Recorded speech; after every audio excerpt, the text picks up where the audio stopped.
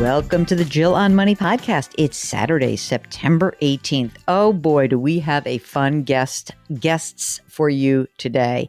I was just writing an article about them because we interviewed them and then I wanted to make them the focus of my Tribune article.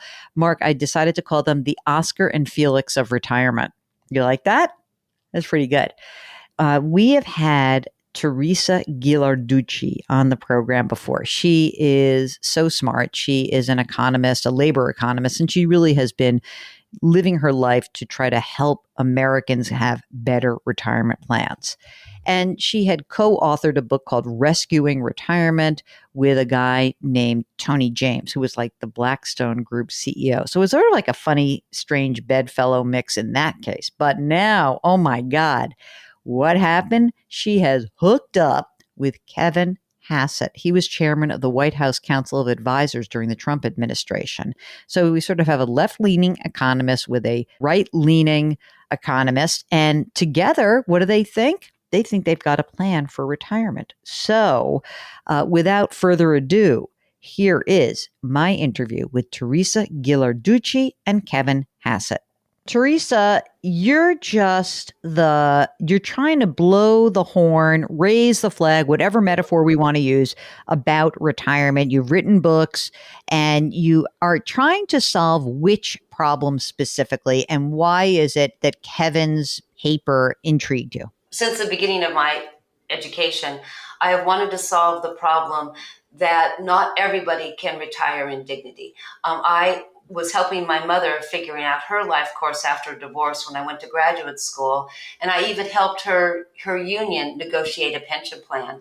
And I realized having a pension plan was her only chance to recover what she lost by being a divorced woman, and would give her the kind of security to be kind of lower middle class and stay that way for the rest of her life.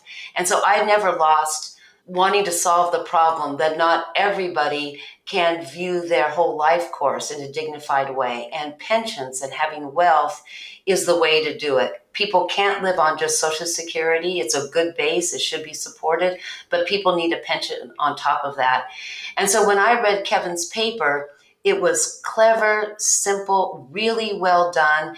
And we had a meeting of minds as economists that the Thrift Savings Plan, that plan for federal workers, could work for almost everybody else that doesn't have a plan. And so that one idea brought Kevin and us together to solve the problem I've been seeking to solve, that everybody needs to retire in dignity with some wealth on top of Social Security. Now, Kevin, explain the Thrift Savings Plan to those folks who are listening who are not familiar with it. Most people will know, okay, it's a 401k, there is a 403b if you're maybe a teacher, a 457 plan if you're a municipal employee.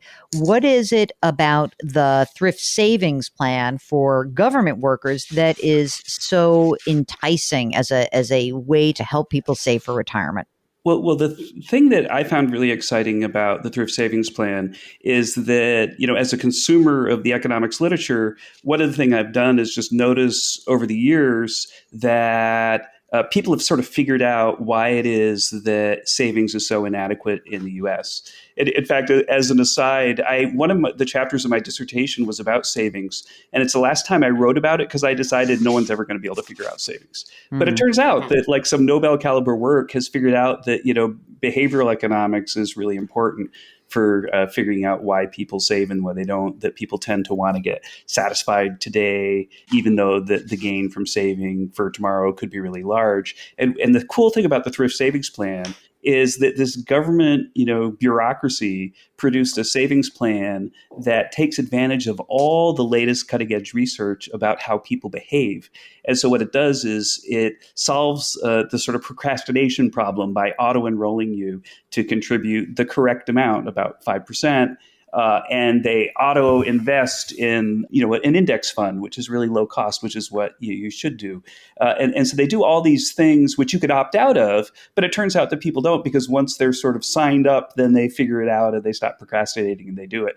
And so the Thrift Savings Plan has been profoundly successful at helping people build wealth. And it's been really, really successful for people at the bottom.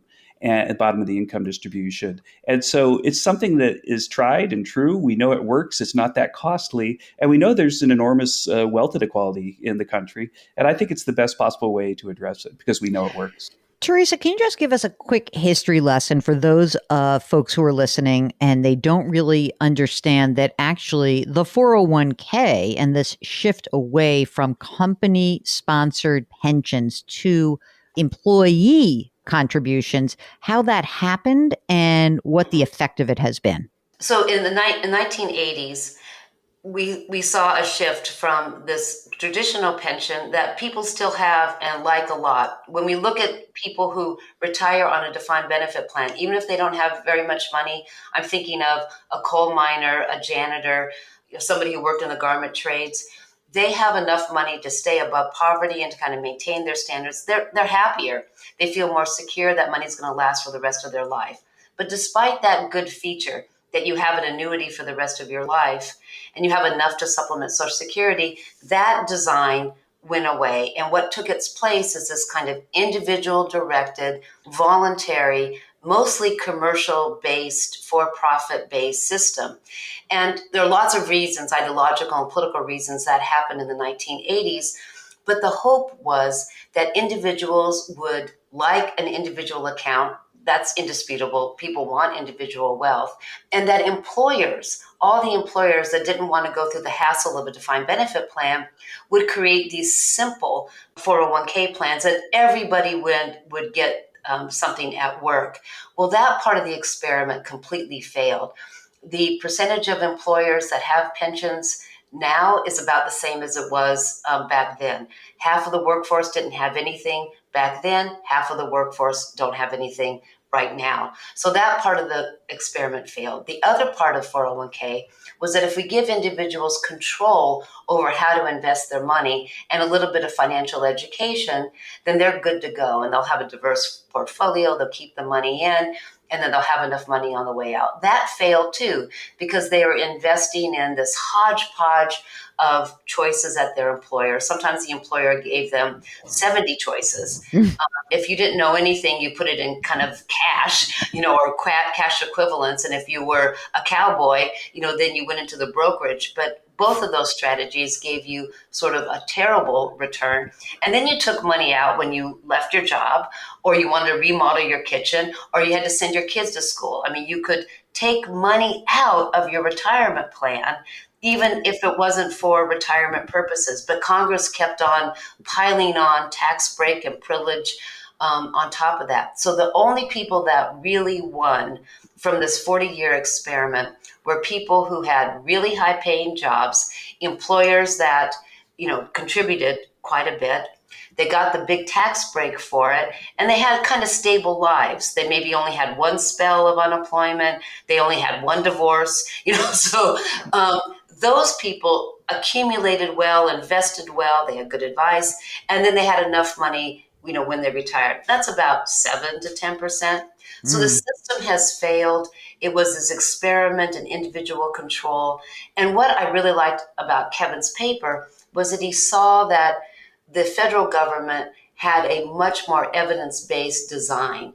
They got their people in, low, middle, high-income employees, help them, give them a choice of portfolios. Jill, you've been talking about this on your show all the time. Index funds, a well-balanced fund, and then TSP gives a way for people to annuitize that in a way that's not exploitive.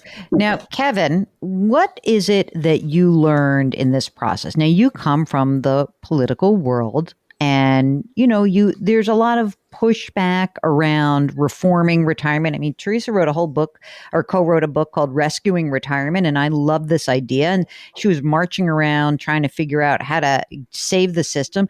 It does seem like, and I'm a product of financial services, the industry is such a massive lobbying army, and that lawmakers just seem kind of, I don't know, like disinterested. Is that the best way to put it? Like they care in the big sense, but when it gets down to it, nothing really happens. So what's in the political process that holds up any reform of retirement?